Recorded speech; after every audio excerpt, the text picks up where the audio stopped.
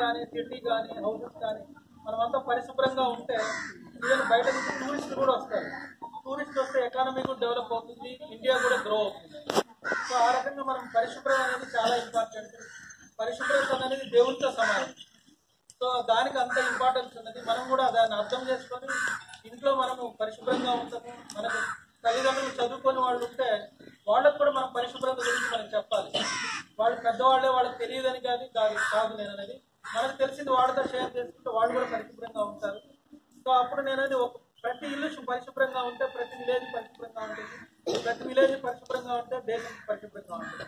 ఇండియాలో 60-70% జనాలు విలేజెస్లోనే ఉంటారు. విలేజెస్ పరిశుభ్రంగా ఉంటే ఆటోమేటిక్గా పరిశుభ్రంగా ఉంటారు. నేనది ఈవెన్ ఓపెన్ డ్రైనేజెస్ కానీ వాటిల్లో నేనది వేస్ట్ ఎక్కడ పడితే అక్కడ డ్రైన్ అవ్వటం కానీ, వర్షం వచ్చినప్పుడు వాటర్ నిలబడకుండా చూడటం కానీ, వాటి వల్ల నేనది దోమలు అవన్నీ వ్యాప్తి చెందడం, రోగాలు రావడం ఇవన్నీ జరుగుతాయి. మీ చేతనైన ఏరియాలో, మీ చుట్టుపక్కల ఏరియాలో మీరు కూడా శుభ్రంగా ఉంచితే నేను అనేది అన్ని చోట్ల పరిశుభ్రంగా ఉంటుంది, దేశం కూడా పరిశుభ్రంగా ఉంటుంది.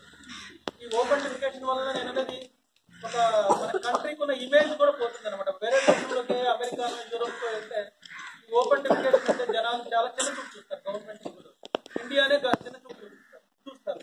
అలాంటిది మనమందరము ఇండియాని చిన్న చూపు చూసారంటే మనల్ని కూడా చిన్న చూపు చూసినట్టే. మనమందరం దానికి బాధ్యత. సో అదంతా ఎరాడి